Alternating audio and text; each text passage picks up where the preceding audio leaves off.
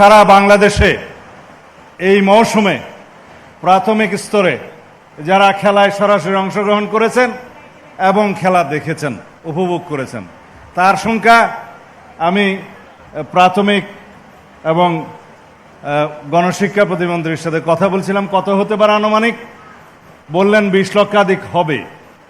যারা 22 লাখের উপরে হবে, যারা খেলা উপভোগ করেছেন তাদের সংখ্যা নিশ্চয়ই তার কয়েক গুণ হবে, অনেক গুণ হবে।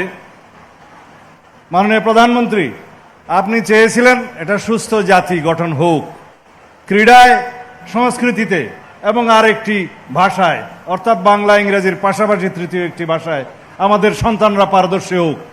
এদেশের সমস্ত শিক্ষার্থী তাদের দুই হাতকে কর্মের হাতে পরিণত করুক। আপনি চেয়েছিলেন নির্বাচনী ইশতেহারে, আপনি সেটা প্রতিফলন করেছেন এবং আমাদের 31 দফার তার প্রতিফলন আছে।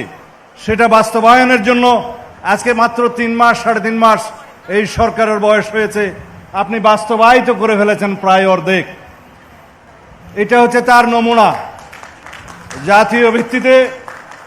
জাতীয় ভিত্তিতে আমাদের সন্তানদের শরীর চর্চা, খেলাধুলায় অংশগ্রহণ, সংস্কৃতি মানসিকতার মধ্য দিয়ে তারা যাতে গড়ে ওঠে এবং বিকাশ লাভ করে সুস্থ মানসিকতার মানুষ হয় এবং শারীরিকভাবে সুস্থ হয়, সুস্থ জাতি গঠন হয়, এইটাই আমাদের সকলের কামনা।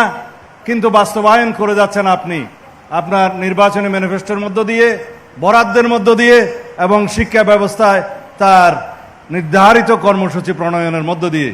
আপনি বলেছেন যে আমাদের সন্তানরা যে কোনো একটা ক্রীড়ায় অংশগ্রহণ করবে তার পছন্দ মতো, যে কোনো একটি কারিগরি ট্রেডে প্রশিক্ষণে প্রশিক্ষিত হবে তার ইচ্ছা মতো, এবং যে কোনো একটি সাংস্কৃতিক চর্চায় সে অংশগ্রহণ করবে, বাংলা ইংরেজির পাশাপাশি আরেকটি তৃতীয় ভাষা শিখবে। সবকিছুই আপনি প্রণয়ন করেছেন, নীতিমালা এনেছেন, কার্যকর করেছেন, বাজেটে বরাদ্দ দিয়েছেন, অনুশীলন শুরু হয়েছে। এটাই জাতি দেখতে চায়। ধন্যবাদ মাননীয় প্রধানমন্ত্রী। আমি আজকে যারা বিজয়ী হয়েছে তাদেরকে অভিনন্দন জানাচ্ছি, যারা রানার্স আপ হয়েছে তাদেরকে অভিনন্দন জানাচ্ছি, তারা আগামীতে চ্যাম্পিয়ন হবে। যারা তৃতীয় হয়েছে, চতুর্থ হয়েছে তাদেরকে অভিনন্দন জানাচ্ছি, সবাইকে অভিনন্দন জানাচ্ছি। যারা প্রাথমিক পর্যায়ে, মাঠ পর্যায়ে থেকে কেন্দ্র পর্যন্ত যারা খেলাধুলায় অংশগ্রহণ করেছে তাদের সবাইকে অভিনন্দন জানাচ্ছি।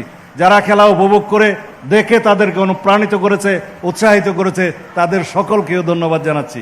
ধন্যবাদ মাননীয় প্রধানমন্ত্রী। খোদা হাফেজ।